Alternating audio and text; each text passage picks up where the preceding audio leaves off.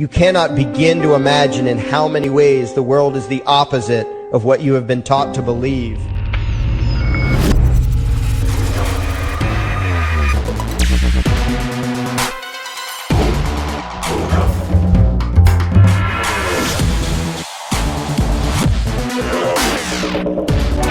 If there ever was a devil, the state is it, and you worship it with all your heart and soul. You pray to it to solve every problem, to satisfy all your needs, to smite your enemies, and to shower its blessings upon you. If there were no ruling class or no government, people would have no way of defending themselves against common criminals or foreign invaders.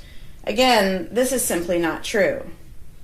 The government version of protection is inherently hypocritical. Governments will use their hired law enforcers to find and lock up some of the private thugs and thieves and prevent them from preying on people. But every ruling class gets the money for its operations by way of taxation, demanding money from its subjects and punishing those who don't pay up.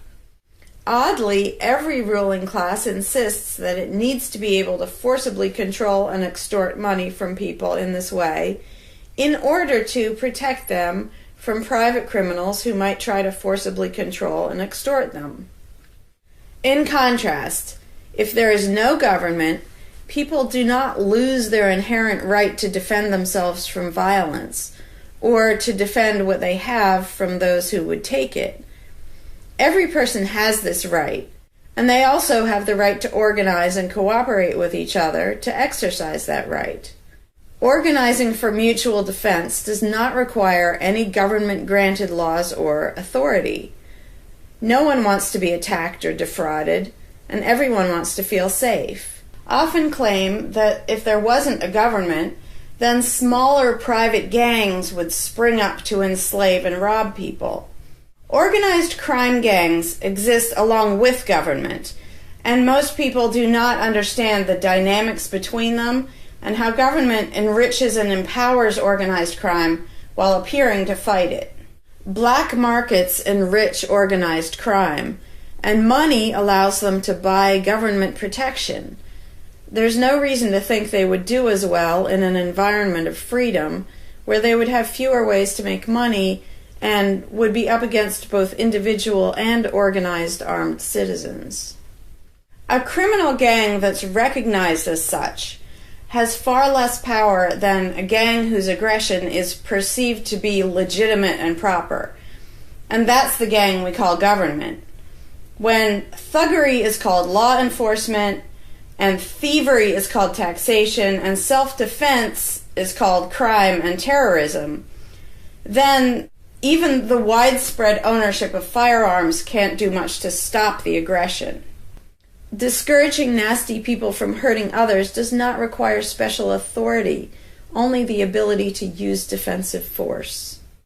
Ironically, though people hope that government will protect them, having a government, a gang which is believed to have the right to tax and control people, just creates one gang so big and powerful that normal people can't resist it.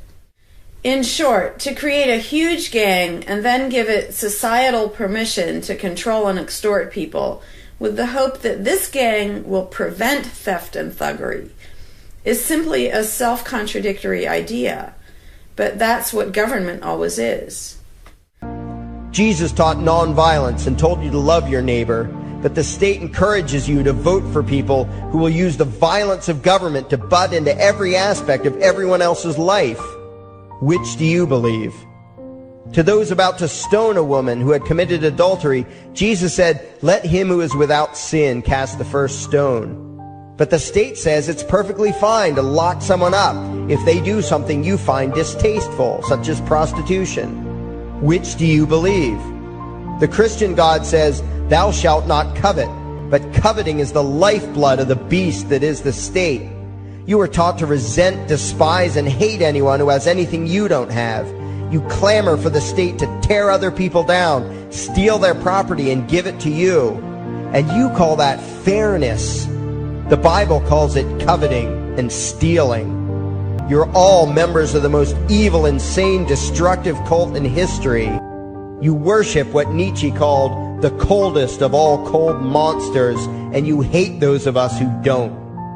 To you, the greatest sin is disobeying your God, breaking the law, you call it, as if anyone could possibly have any moral obligation to obey the arbitrary commands and demands of the corrupt, lying, delusional megalomaniacs who infest this despicable town. Even your ministers, priests, and rabbis, more often than not, are traitors to their own religions, teaching that the commands of human authority should supersede adherence to the laws of the gods they say they believe in.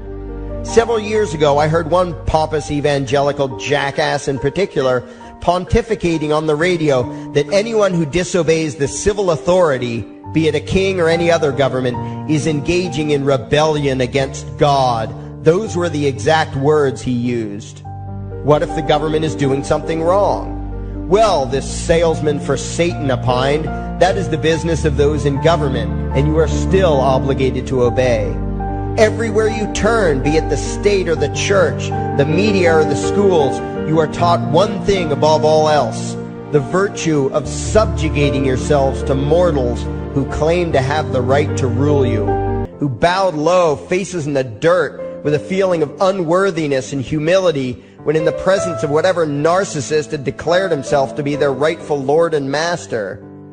The truth of the matter, back then and today, is that these parasites who call themselves leaders are not superior beings. They are not great men and women. They are not honorable. They're not even average.